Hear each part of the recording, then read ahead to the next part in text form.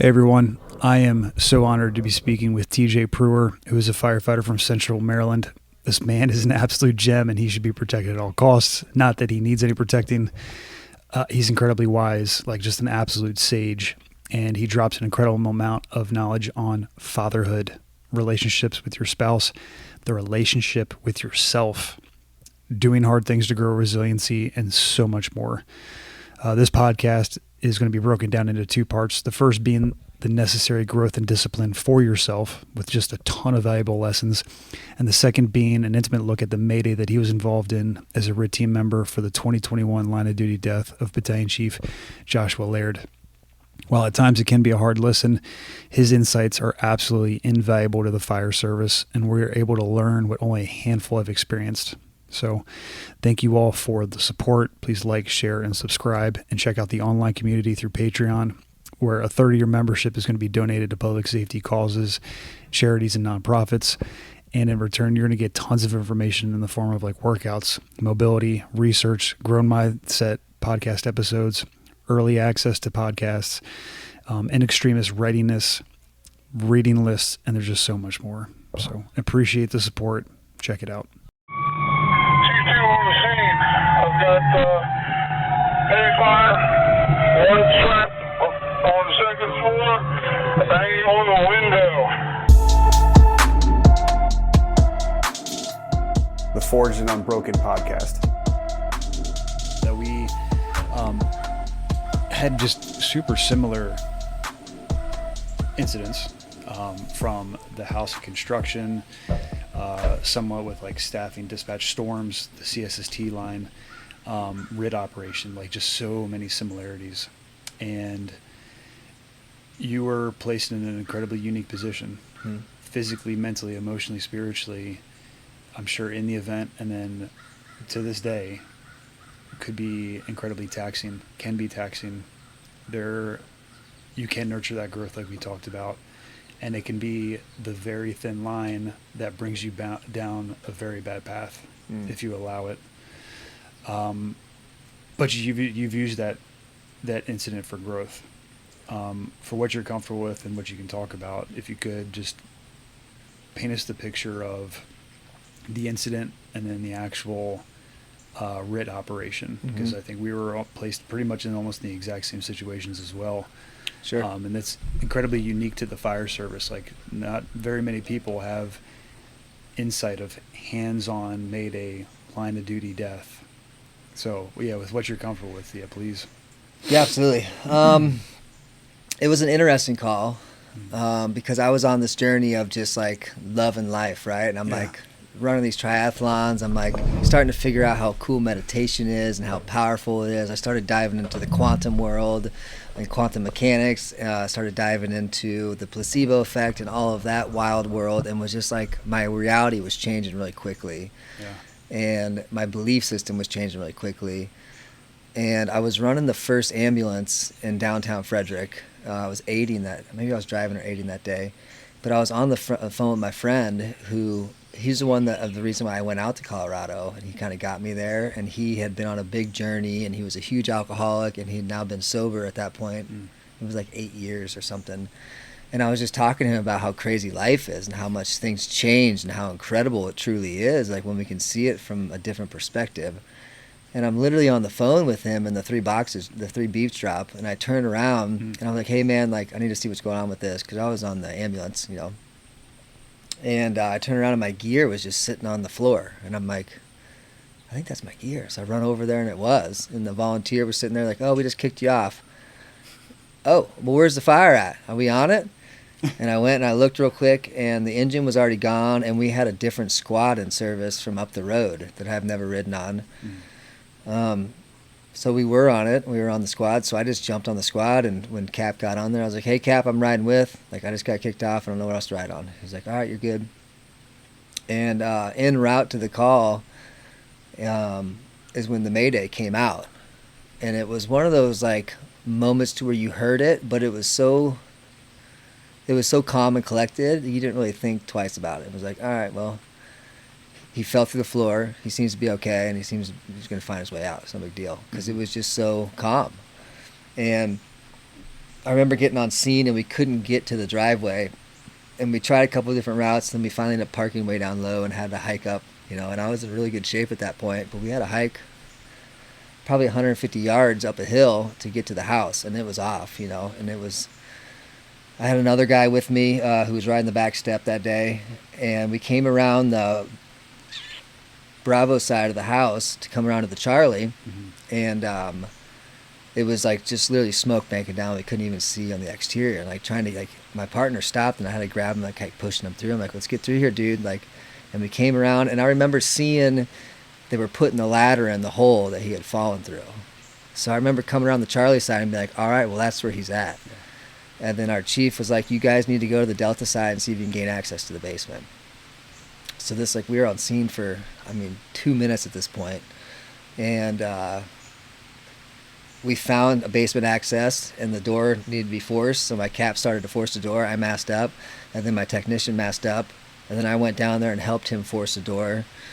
And I had the axe, so I helped force the door, and we popped it, and literally my technician and I were just gone. Before the door even opened, we opened it, let it settle for a second, and then we were gone. We knew we had to make moves at all costs. It wasn't even a thought in our heads that we're not going in there, Yeah. But it was worst case scenario. There was no visibility at all, super thick turbulent smoke coming out, and we just rolled with it, And I remember going in there, and I was holding on to his ankle. It was my first big fire that I was on. Yeah. And we made it a couple steps in, crawling, and I remember just kind of letting go of him and just kind of feeling the flow. I'm like, have faith, dude, have faith. And I was really mindful of where my mind was going at that moment. Yeah.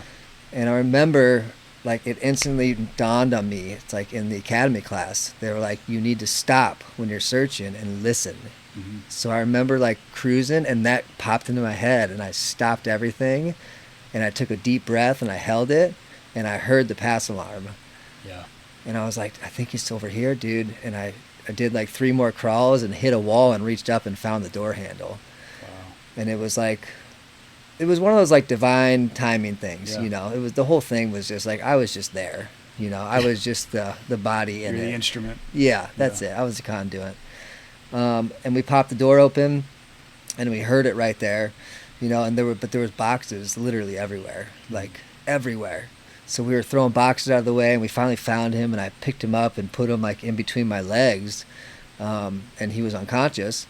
So then at that point, we were trying to figure out how to get him out. And I went to radio in, and luckily another captain off the engine was right behind me, and he was sitting at the doorway. So at that point, I had a big sigh of relief, knowing that Captain Bennett was right there. He was somebody that I trusted fully, had been on service for a long time, very squared away, very mindful. And he radioed in that we had found him, and we were going to take him out. So at that point, it was a matter of trying to package him up, which was difficult because of the boxes that just kept falling on top of us. Yeah. And then when we went to pull his pack, it almost came off because the belt wasn't strapped at all. Okay. So trying to get that converted was really difficult because we couldn't find the straps itself. So I actually ended up stepping on my technician and jumping over top of him and trying to convert his waist strap, and I couldn't find the straps. And at that point, it was a bunch of steam conversion coming over top because they were spraying down the hole. Okay. And the conditions were not getting better, and it was one of those moments where it was we just got to go, dude. So I just looked at my technician. We couldn't really see each other. There was a lot of feeling more than anything. The only thing I remember seeing was the red light on his pass alarm, and that was it. And it was let's roll, dude. And I just said, just grab his pack. And I grabbed kind of up underneath of him, and I threw both his legs on top of my shoulders and just put my face in his belly and literally just ran as fast as I could. And I wasn't looking where I was going. I was just kind of feeling the way that I thought we had come in, and just took off running. And we finally got to that threshold where we met everybody. And the first thing that, again, popped into my head, well, we need to get him out of this gear. And that was from training that we did in Pittsburgh about how to get a firefighter's gear off in 10 seconds, So I immediately went to that. And they had stopped me, and they're like, no, dude, let's get him out of the stairway first, because there were still stairs leading down to the basement. So we ended up I grabbed a leg, and we pulled him up. And we got to the top, and they started down dressing him. So then I down dressed real quick. I threw up a bunch of times, like just, I mean, out of it. I had gas to my whole body. Yeah. And then went back and worked on him for a bit until we ended up flying him out of the backyard there.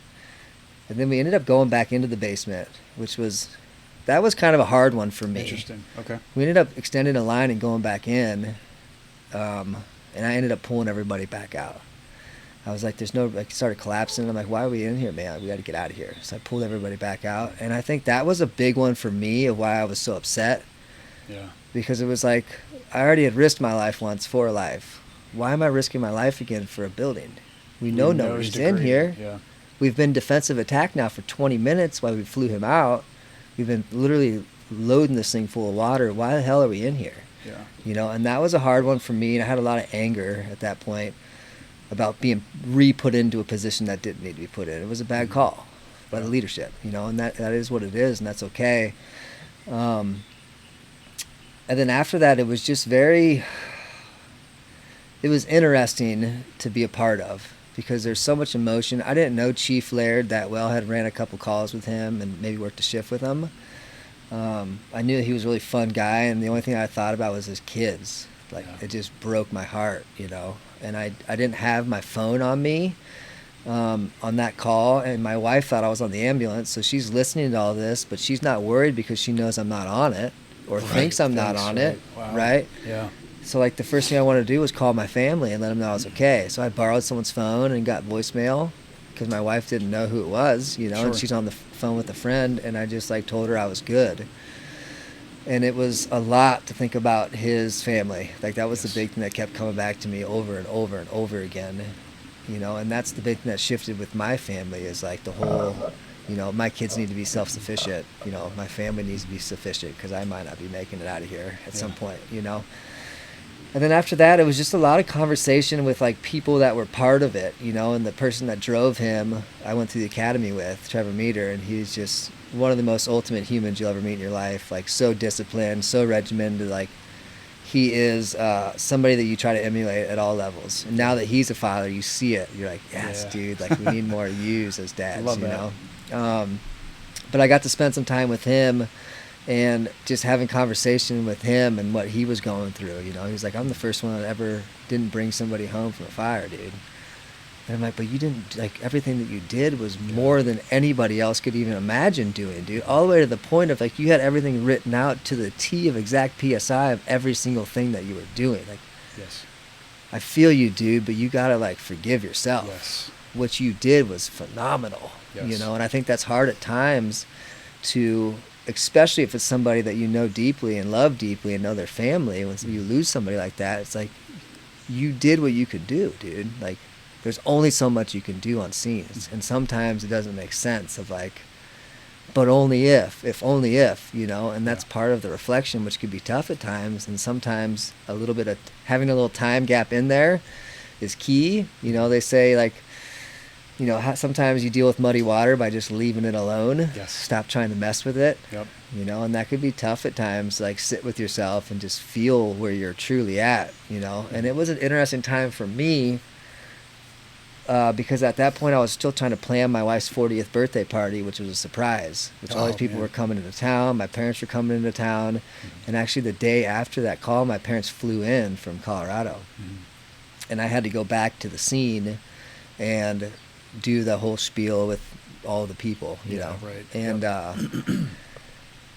was so blessed to have my family here during that, because trying to think about taking care of my family, making sure my wife's party went off okay for what she had going on, and then trying to deal with the funeral and everything else. I was like, this is a lot right now. I don't have the bandwidth to take this on. I had a lot of bandwidth stored up, thank God. Yeah, right. But I didn't have this bandwidth state. No. So now it's all a matter of having faith and having true discipline in your own mindset of where you're at that moment, and meeting yourself where you're at every day. And being aware of it, and then what's one thing I can do to change this? What's one thing I can do to change my state? What's one thing I can do to change my state every day? And really just spending time with people that you love dearly that are going to feed back to you a little energy. Yeah. And that took just being with my wife at the beach. Like, I just want to go to a beach and just do nothing, dude. Like, I want to stop time for a little bit and just sit here, you know, Yeah, reset my circadian rhythm, reset my body, and like be able to look at this again here shortly. But I need to let it go for a second. Yeah. It's too much, Yes. you know, because it was a lot. Mm-hmm. Quick question. Did you feel, I mean, physically, metabolically, probably one of the hardest things you've done? I know it was for me. Mm-hmm. And then the adrenaline dump on top of that. Mm-hmm. My body was dysregulated for weeks. Oh yeah. Did you feel that physically, metabolically, the adrenaline? And was that part of, like, on top of finding the emotional space to regulate, was it also, I got to burn off this adrenaline that's sitting in my body and let my body just heal? Yeah. You know? So there was a lot of that, but I was also still training for an Ironman, you know? Okay. Or I think at that point I was training for the half, whatever it was. I was still training for triathlons. So I still was like, this is for me still, you know, and this is what's going to push me through, because I always saw that my physical challenges pretty much meshed up perfectly with my spiritual life. It's like the more that I pushed myself physically, the more that my spiritual life kind of shifted at a really high level. So I just kept pushing it physically. But it was also a matter of giving myself that time of like just sitting on the beach with my wife and doing nothing and not worried about the things that I was missing on the physical side, you know. And then once I felt like I wrapped my mind around what the heck had just happened fully, then it was like, all right, it's time to get back into the discipline. Yeah. Because I know what that's going to give me. I don't want to do it right now. It's literally the last thing I want to do, you know. But discipline is doing what you don't want to do because you know you have to do it. Yes. Period. So it's like, it's time to get back into this, you know, and it's time to have these conversations with people. It's time to really do the work. And it was like, there was things that happened along the way that really helped me, because I didn't want to go to the funeral at all.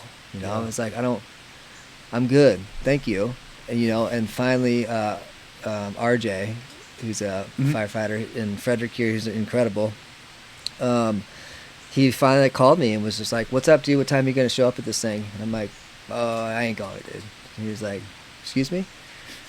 And I'm like, I can't go, dude. And he's like, "Well, all right, bro, I feel you. But you got to know something. This ain't about you." Yeah. I was like, "Whoa." He's like, "I'll meet you there. I'll do whatever you need, but you're not going." I was like, "All right, thank you. All right, dude, I'll be there. Absolutely." And I'm so blessed for that, because if I didn't do that and had closure, like true closure, and had and given my respect, and to see how many people showed up to give their respects, I wouldn't have had that closure. Yes. Which would have been huge for me. It would have been something I regretted the rest of my life. Yeah. You know?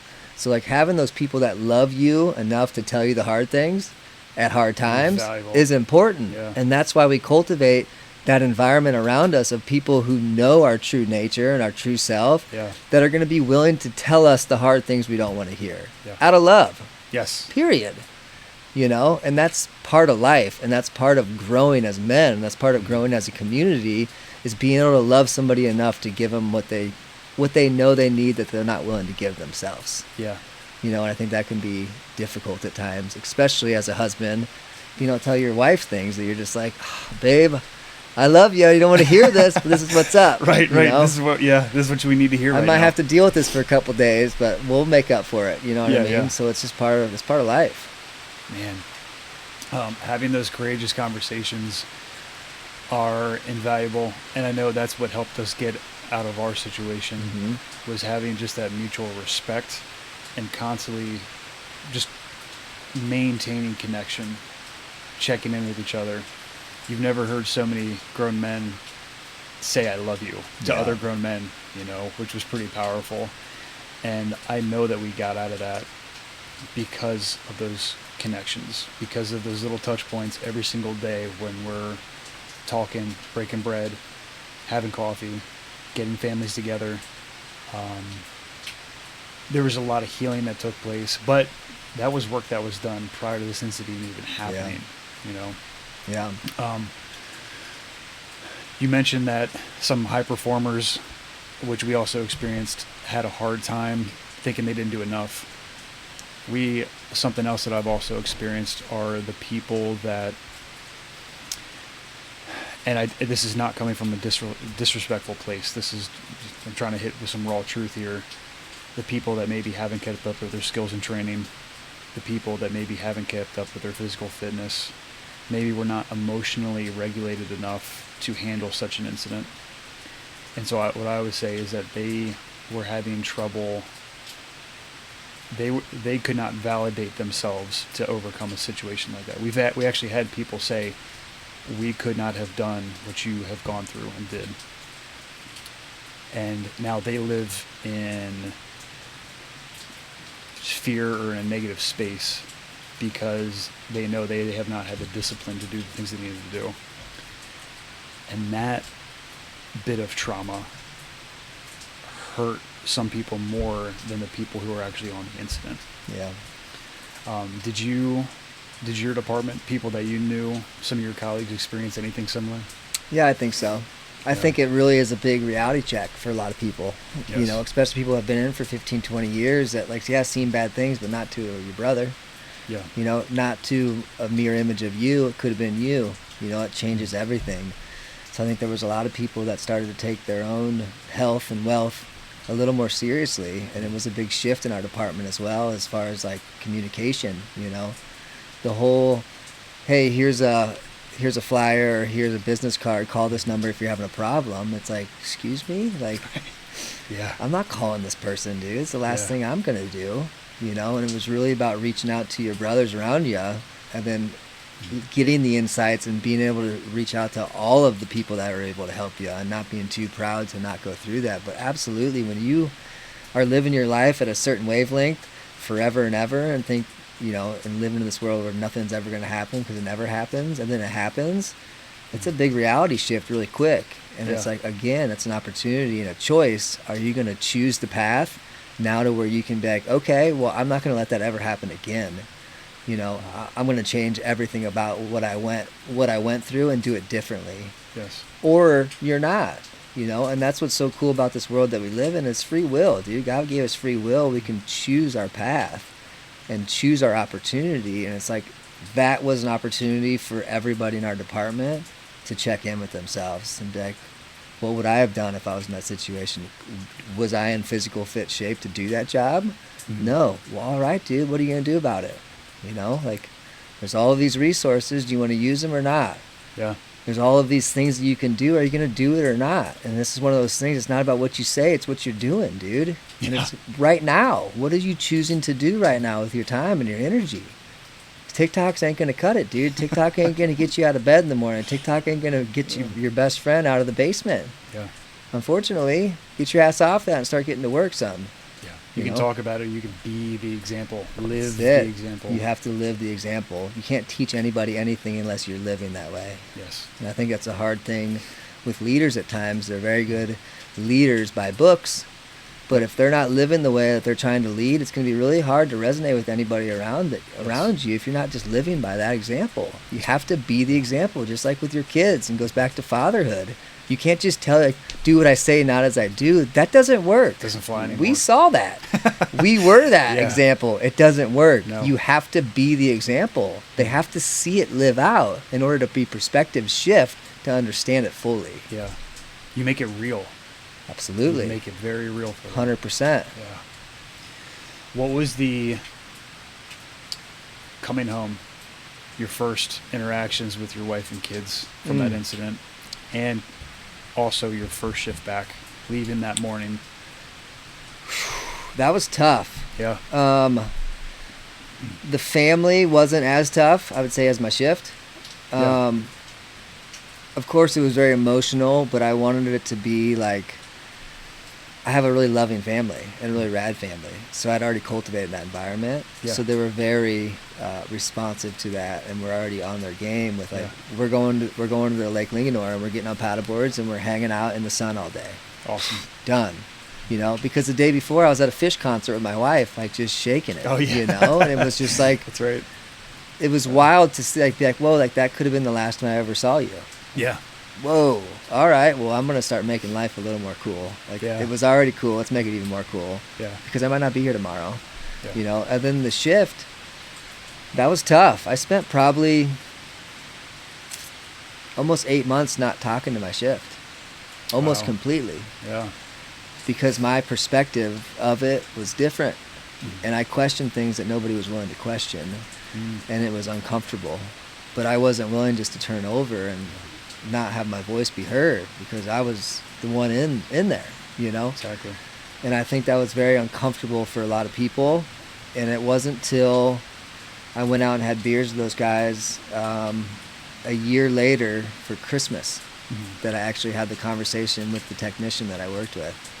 And that was tough, you know, because I didn't have those guys to lean on, and I didn't have my division to lean on. I had to lean on the community that had grown outside of the fire department. Yes. Which was a lot, you know, because yes, they can resonate with you, but they don't fully understand because they're not firefighters. Right. You know, it's a different camaraderie there and a different understanding.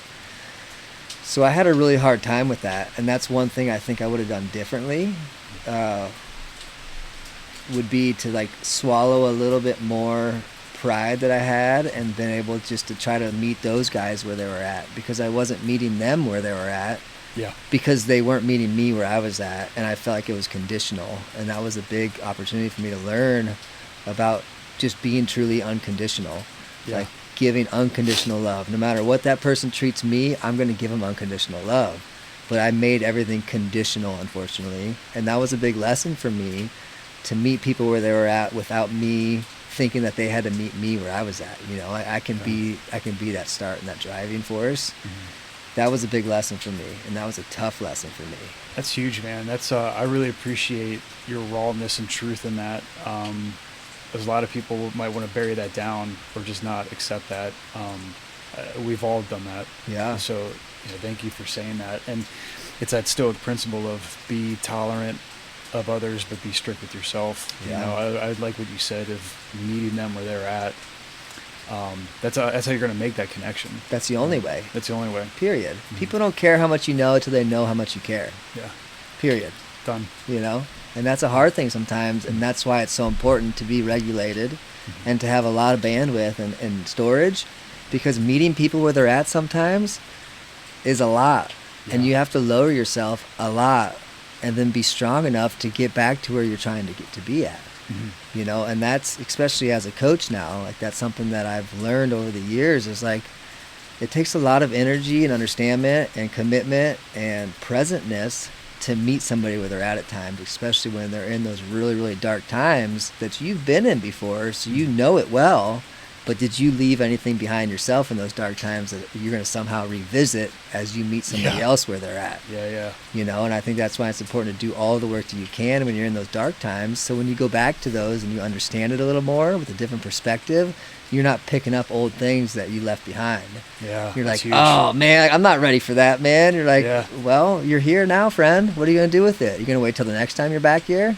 Right. You know, that's tough. Yeah, it's like somebody dealing with like alcoholism. It's like, it's just one beer. Yeah. It's just one. That's it. Then it's another one. And you revisit it and you're like, you just reset the clock. Reset the clock over and over and over. I think the world will keep trying to teach you the same lesson until you learn it. Right. Period. It'll force it if it has to. That's it. Yeah. That's it. What is you and your wife are doing amazing things from this journey and from your experiences and from the skills you've curated over this time. And you also with the academy, like I know you're doing things with the academy with yoga and wellness. What are some of those things that you have are getting into now? Yeah, so I think the big thing for me is I really wanted to give the guys the academy tools that I didn't have. And I wanted to shift the perspective of getting these guys to their breaking points and then telling them to bury it. Like, I want to get these guys to be able to, like, you guys are literally bringing out hell on earth in these guys that are doing the hardest things they've ever done in their life. We need to learn how to express those things once they get out, you know? And sometimes that might just be screaming. Sometimes that might be pulling a guy to the side and let him cry it out. Whatever that is, you know, and that's uncomfortable for a lot of the management that's been there for a long time because they're not used to seeing that. But it's like they're also starting to see and understand that we have a lot of pent-up emotion that's not doing us any good. Yes. If we're going to take them to the brink of emotional breakdown, then we need to let them release that emotion. So a big thing I've been trying to really cultivate and as an environment is Wellness Wednesdays is back in our academy, and I like my big focus was bringing yoga to them, because yoga is just a moving meditation. That's all it is. And if you can move the body and be mindful of the mind, you can move a lot of emotion through your body, you know. And yoga was actually built for warriors. Women weren't even allowed to practice yoga for a long time. Yeah. It's like, whoa, you know. So when I went through my trauma-informed yoga teacher training, I learned so much about the body that I had already gone through but didn't understand. Yeah. But then to fully see it full circle and understand it was incredible. Yeah. You know, so that's a big focus for me, is that, and getting those, because especially now we're hiring 18-year-olds. It's like these dudes are literally coming from their parents' couch, and they can be traumatized on their first day on the job and not know how to release it, you know? So doing a lot of breath work with them, doing some meditation with them. And then as far as my wife and I now, we started Real Elevation Coaching, and we're building something right now that's about ready to drop, and it's going to be epic, and it's going to change the world. It's going to be so cool. But we're doing a live masterclass on goal setting on the 30th of July, so here in a few weeks. Cool. And then on the 21st of August, we're dropping, it's called The Framework to Freedom. It's a roadmap to a rad life. That's what we call it. And rad is for resiliency, authentic, and disciplined life. And it's all about, literally, it's an online course that you can take, and it's all self-driven, and then we do weekly meetups for Q&As, but it's basically a roadmap to teach people how to find their own true self. So it's all about like truly finding your why, of why you do what you do every day, and then finding all the goals that you're trying to succeed in, and then all the way down to discipline of daily habits, of time blocking, of time management, time planning, and then limited beliefs, and takes you through the whole process of kind of how to have an awakening of your own spirit, and to work yourself through pretty much a whole roadmap of how to give back to the world that you're living in, to create it into a more perfect environment to the world, to our kids to live in, that can be a little more cultivated into an environment of happiness and love. So that's pretty cool. We've been working on that now I've been working on it for about a year. Yeah, cool. And we're finally like there to a place where we're about ready to drop it, and it's going to be incredible, because it's like everything that I've been through that I wish I had a little more guidance in. Yeah. Because I was just having a lot of faith and a lot of prayer and a lot of like just time with myself and a lot of reading, a lot of reading, and a lot of like taking different classes and courses to learn all these things, because I needed it. I didn't have an option. So I wanted to have an easy option for people to go through, to have all of the different things all in one area, to where they can literally go through themselves at their own pace and learn about themselves, and to give back to their community, give back to themselves and their family. Man, that's so amazing. And through your journey of learning, you've now become the teacher, so to speak. And it's rooted in service. That's right? And I love that. That's something that can't be taken away. Going back to what we have, kind of how we started, nobody can take serving away from you. Yeah. And you can do it in so many different ways, in so many different colors. That's a big thing that I think we're missing as a society, is like we don't serve one another anymore. There's so much growth in serving somebody. Yeah. You know, I go to Eastern Kentucky every year on a mission trip, where I just build like these decks that people can't get into their mobile homes. So we build these like walkway decks for a week. And it's like, it's pretty simple construction work, but it's like the service that you get and the connection that you get, not only with the people you're building this for, but the people that are also there to serve, and their life story, and what's like, why did you just travel 12 hours to come here with me and do some construction jobs in the middle of Kentucky? Like, how cool. Like, you have a connection, and that service is so crucial. Oh my God. Especially in a time where everybody just needs a little loving. Well, give some love then. You know, do what you can do, and that's give a little service, give a little love, volunteer. You know, science has shown, research, everything, that there's really no downside to it. Right? It fills your cup up.